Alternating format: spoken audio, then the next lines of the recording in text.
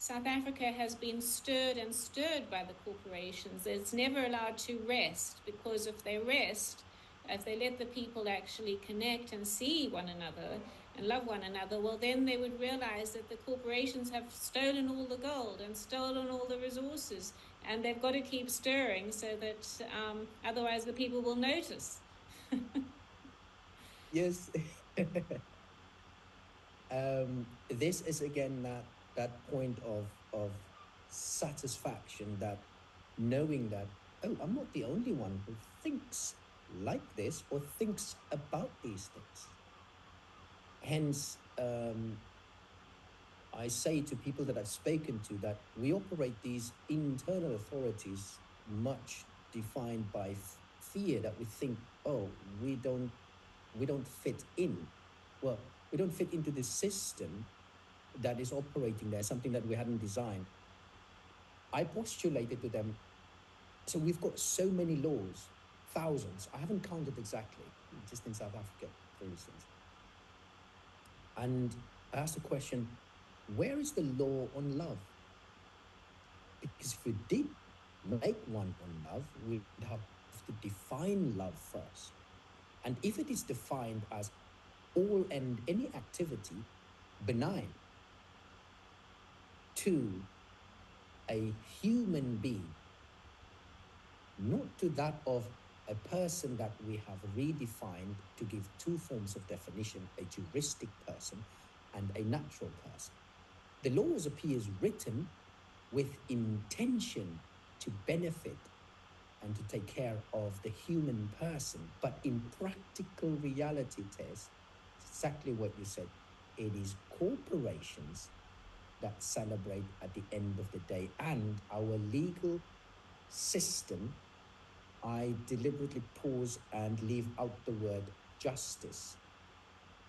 So our legal system is not necessarily just the system. No, definitely not. I mean, it's really, the legal system, in my experience, seems designed to protect the corporations, and it's only if you have a lot of money that you can engage with legal activities, and or they just delay and and obfuscate, and they have endless amounts of money that they can throw at things to win their cases. So the legal system is definitely a corporate system, and it needs to be totally reformed.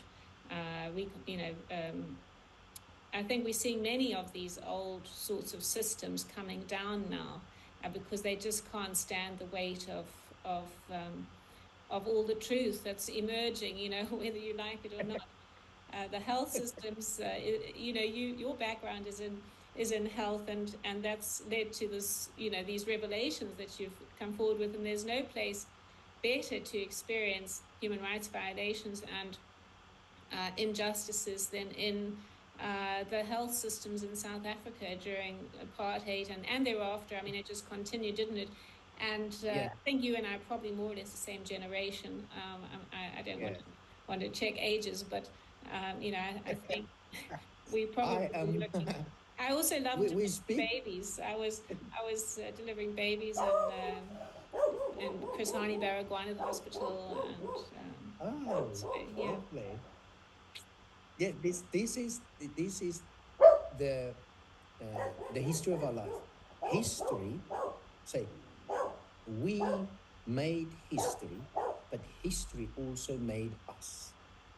And it's as in the word that you say, Tess, with all the truth that is coming forth, there is there is becoming less space for the actual, the corporate entities and the people behind them to hide. They continue to use their old mechanisms of a term that they've now used to label informants like your organization or people of us who challenge their narrative as misinformation. I don't know exactly what information it is that we are missing. We are filling in the information that is missing from there. So if that is how we define the information, is the missed information, perhaps I think there's There's some spelling errors, and we need to get the semantics right there. We are in, it is not just anecdotal experiences that I refer to in the book. These anecdotal experiences is all, it's almost generalized as less important and less valid. But what makes valid a point or report or concern is, again, corporate media and institutionalized institutions of learning that, unless they say so, it's not valid. Which means you can complain down there, you can say all you like, it's not real until we say so, or in this world. So there's this illusion of a world that is created, that we see on the telly, that we see in the books. I had, for instance, Tess said to my daughter, she was at the precipice of going to write her final exam at uni. I cannot remember the subject, but it had to do with social economics. And she said, Dada, I'm struggling to study and I'm so stressed. I'm writing tomorrow. So I said this to her, and she can tell you the story herself. Nisi, shut the book. Just close that book for now. What do you see around you? Let's talk about the bank. Where is it? It's down there. It's got a name, isn't it? Now, each bank is not just some elusive structure. There are people behind them. And every business or organization that exists is covered by law. Now go and search. And she said, huh? Now she's becoming interested. So now go look into the law and see if there is a law that covers banks. Right? Yeah, there is. I didn't even know that it is here. I said, don't even look into your book yet. Now, how do they operate? There are terms, then they issue terms to you and they issue terms to others. What does the Constitution say? So, there's a lot of things that are, and said, who is it aimed at? I said, it's some really beautiful words. It seems to like really be good for people. I said, but what is the reality? What do you see? Oh, that doesn't work. Is it the case that don't they understand what this says? I said, no, it's not just written in English. South Africa has 11 official languages, well, it's a 12th one now, sign language. And so it's in everyone's language. So the people in the office of government, they can read this. As to whether they understand it is another matter, madam. She says, oh, because this is very clear to me that we shouldn't be suffering. I say, yes, not just we, nobody should be suffering. Because this is a social agreement. But it is in the application where the problems are. That is where it is.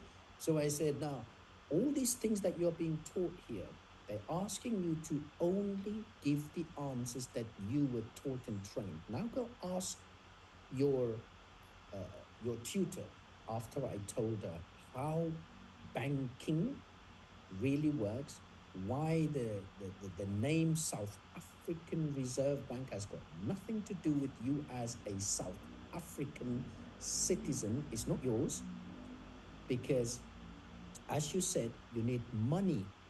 That is the currency and the blood running through the veins of our society, and that's the oxygen. If you don't have it, you will starve, you will quickly accumulate a lot of CO2 coughing, and you will die. Not just metaphorically, but physically so.